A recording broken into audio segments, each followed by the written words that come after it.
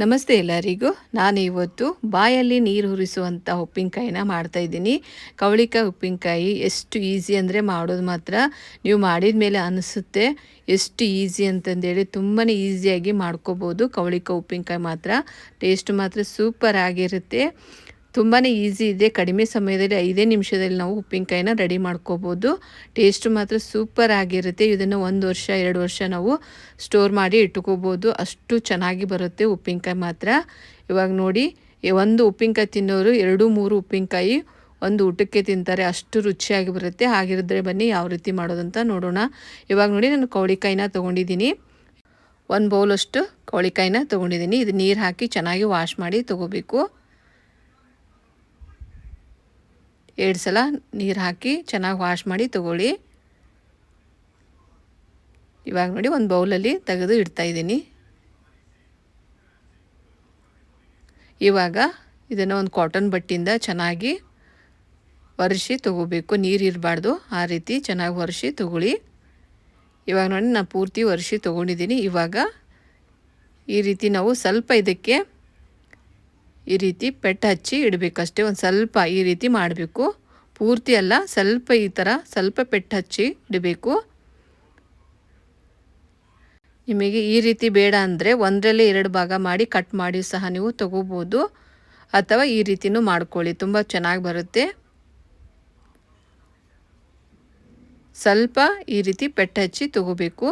ಇದು ಬೇಗ ಹಣ್ಣಾಗುತ್ತೆ. ಮಾರ್ಕೆಟಿಂದ ತಂದ ತಕ್ಷಣ ಇದನ್ನು ಮಾಡಬೇಕು. ಉಪ್ಪಿನಕಾಯಿನ ಬೇಗ ಹಣ್ಣಾಗಿಬಿಡುತ್ತೆ. ಹಣ್ಣಾದಮೇಲೆ ಉಪ್ಪಿನಕಾಯಿ ಅಷ್ಟೊಂದು ಚೆನ್ನಾಗಾಗಲ್ಲ.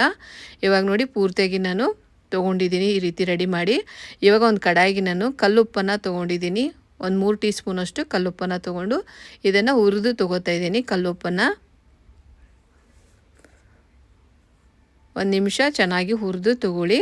ಇವಾಗ ಹುರಿದಿದ್ದಾಗಿದೆ. ಅದೇ ಕಡಾಯಿಗೆ ನಾನು ಸಾಸಿವೆನ ಹಾಕ್ತಾಯಿದ್ದೀನಿ, 3 ಟೀ ಸ್ಪೂನಷ್ಟು. ಇವಾಗ 1/4 ಟೀ ಸ್ಪೂನಷ್ಟು ಮೆಂತ್ಯಕಾಳನ್ನ ಹಾಕ್ತಾಯಿದ್ದೀನಿ.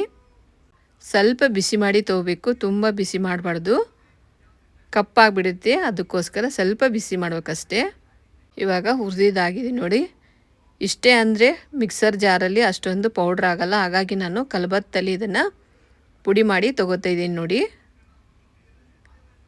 ಈ ರೀತಿ ಬೇಗ ಪುಡಿ ಆಗುತ್ತೆ ಅದು. ಸಾಸಿವೆ ಮಾತ್ರ ನೋಡಿ ಎಷ್ಟು ಬೇಗ ಪುಡಿ ಆಗಿದೆ ಅಂತ, ಪೌಡ್ರ್ ಆಗಿದೆ. ತುಂಬ ಉರಿಬಾರ್ದು ಅದನ್ನು, ಕಲರ್ ತುಂಬ ಕಪ್ಪಾಗ್ಬಿಡುತ್ತೆ. ಅದಕ್ಕೋಸ್ಕರ ಇಷ್ಟೇ ಒಂದಿಷ್ಟು ಬಿಸಿ ಮಾಡಿ ತೊಗೋಬೇಕು.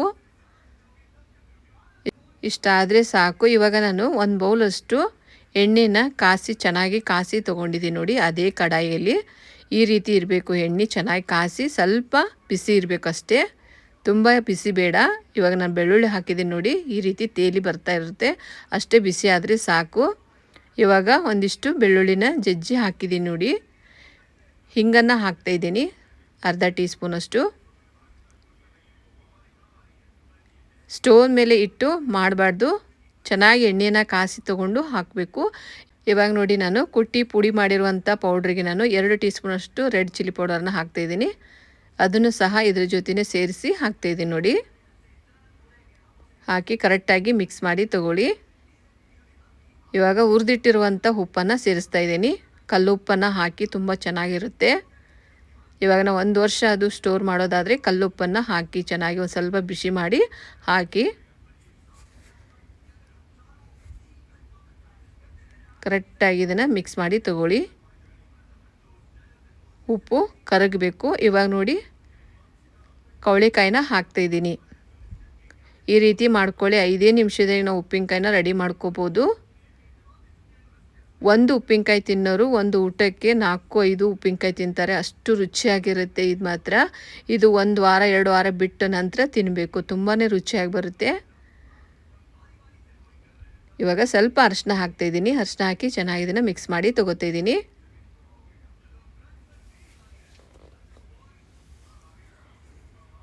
ಈ ರೀತಿ ಕರೆಕ್ಟಾಗಿ ಮಿಕ್ಸ್ ಮಾಡಿ ತೊಗೊಳ್ಳಿ.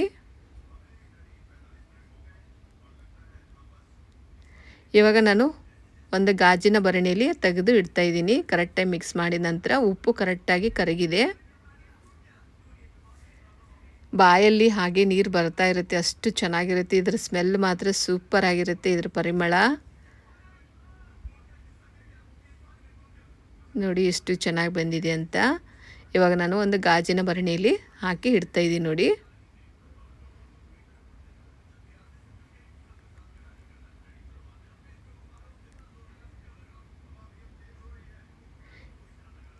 ನೋಡಿ ಇವಾಗ ಎಷ್ಟು ಚೆನ್ನಾಗಾಗಿದೆ ಅಂತ. ಉಪ್ಪಿನಕಾಯಿ ಮಾತ್ರ ಸೂಪರ್ ಆಗಿರುತ್ತೆ. ಕವಳಿಕಾಯಿನ ಮಾರ್ಕೆಟಿಂದ ತಂದ ತಕ್ಷಣವೇ ಉಪ್ಪಿನಕಾಯಿನ ಹಾಕಬೇಕು, ಬೇಗ ಹಣ್ಣಾಗಿಬಿಡುತ್ತೆ. ಅದಕ್ಕೋಸ್ಕರ ಫ್ರೆಶ್ ಇರುವಾಗಲೇ ಉಪ್ಪಿನಕಾಯಿನ ಹಾಕಬೇಕು. ನೋಡಿ ಇವಾಗ ಬಾಯಲ್ಲಿ ನೀರೂರಿಸುವಂಥ ಕವಳೆಕಾಯಿ ಉಪ್ಪಿನಕಾಯಿ ರೆಡಿಯಾಗಿದೆ ನೋಡಿ. 5 ನಿಮಿಷದಾಗೆ ನಾವು ರೆಡಿ ಮಾಡ್ಕೋಬೋದು. ವಿಡಿಯೋ ಇಷ್ಟ ಆಯ್ತು ಅಂದರೆ ಲೈಕ್ ಮಾಡಿ, ಶೇರ್ ಮಾಡಿ, ಸಬ್ಸ್ಕ್ರೈಬ್, ಫಾಲೋ ಮಾಡೋದನ್ನು ಮರಿಬೇಡಿ. ನೀವು ಸಹ ಟ್ರೈ ಮಾಡಿ ನೋಡಿ, ತುಂಬ ಚೆನ್ನಾಗಿ ಬರುತ್ತೆ ಉಪ್ಪಿನಕಾಯಿ ಮಾತ್ರ. ಯಾರು ಉಪ್ಪಿನಕಾಯಿ ನಮಗೆ ಮಾಡೋಕ್ಕೆ ಬರಲ್ಲ ಅಂದರೂ ಸಹ ನಾವು ಸುಲಭವಾಗಿ ಮಾಡ್ಕೋಬೋದು. ನೀವು ತುಂಬ ಚೆನ್ನಾಗಿ ಬರುತ್ತೆ ಉಪ್ಪಿನಕಾಯಿ ಮಾತ್ರ. ಟೇಸ್ಟು ಮಾತ್ರ ಸೂಪರ್ ಆಗಿರುತ್ತೆ. ಮತ್ತೆ ಭೇಟಿಯಾಗೋಣ ಮುಂದಿನ ರೆಸಿಪಿ ಒಂದಿಗೆ. Thank you for watching.